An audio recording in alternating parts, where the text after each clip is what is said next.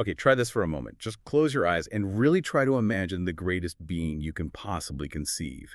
Like a being so perfect, so limitless, that thinking of anything greater is just impossible, a contradiction even. Now, here's the really audacious question Anselm of Canterbury asked way back in the 11th century. If you can actually imagine such a being, doesn't that very act mean it? Well, it must exist. Welcome to the Deep Dive. Today we're getting into Anselm's famous ontological argument from his work, the Proslogion. And it's not just some dry philosophical puzzle. It's actually, it's a spiritual meditation too, a really bold attempt to prove God exists using pure thought alone. So our mission today is to unpack this fascinating, maybe even tricky intellectual challenge. Okay, let's get into it. Yeah, and what's really brilliant, I think, is the psychological angle Anselm took. This wasn't just written for, dusty scholars in a library. The Proslogion was actually written as a prayer. It's designed to pull you, the person reading or hearing it, right into the middle of the argument, wrestling with the core idea yourself. How does he do that? Exactly. Yeah. With the definition, right? Exactly. He defines God very precisely as that than which nothing greater can be conceived. It's a specific formula. And then the logic follows pretty tightly.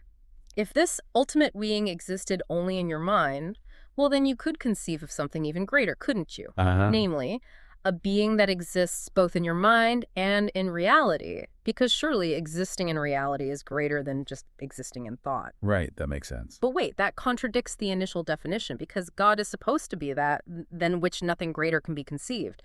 So Anselm concludes, this being must exist in reality, not just in our understanding. It's like this neat logical loop he creates. It definitely makes your brain work. It sort of forces you to engage, like you said. Whether you end up agreeing or not, you can't easily dismiss it. Your mind is kind of caught in the loop. But, okay, the immediate pushback, and I think what a lot of us feel instinctively is, well, just imagining something doesn't make it real, does it? I mean, I can imagine a perfect pizza, but sadly it doesn't just appear on my table. Sounds a bit like a philosophical trick. That's a fair point, and it's exactly the kind of criticism that popped up almost immediately. There was a contemporary monk, Garnilo, who famously challenged Anselm with his perfect island idea. Ah, yes, the Lost Island analogy. Exactly. Garnilo basically said, look, I can imagine the most perfect island imaginable, full of riches, perfect weather, everything.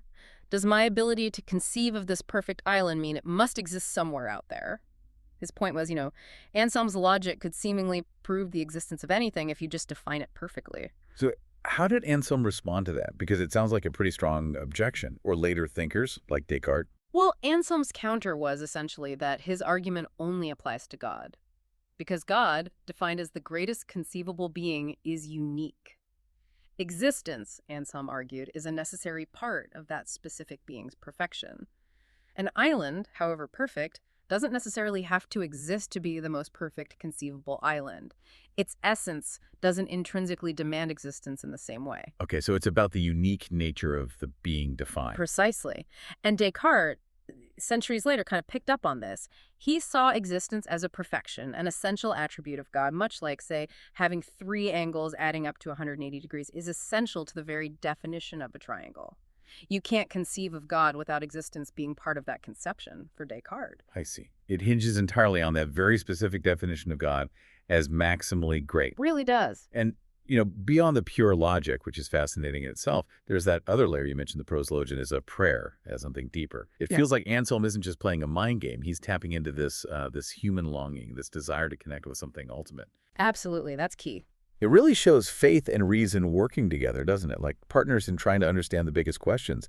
It's just the search for God can be thoughtful, rational, but also deeply personal and felt. Yeah, if we zoom out a bit, the Proslogion is more than just this argument, famous as it is. It's kind of an invitation. It acts like a mirror for our own thinking about the divine or the ultimate, whatever you call it. It certainly challenges the skeptic to grapple with the concepts, maybe strengthens the believer by offering a rational framework, but I think for everyone, it makes the question of God feel, well, significant, too big to just brush aside. And its influence was huge, echoing through philosophy for centuries. Aquinas, Descartes, Kant, Leibniz, they all wrestled with it. So after diving into Anselm's bold idea and the immediate pushback it got, what about you listening? What do you think? Do you find Anselm's ontological argument convincing?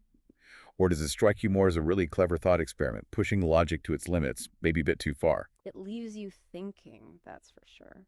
And maybe sometimes the deepest truths aren't the ones that shout the loudest. Maybe they whisper. Sometimes just through the way our own thoughts work.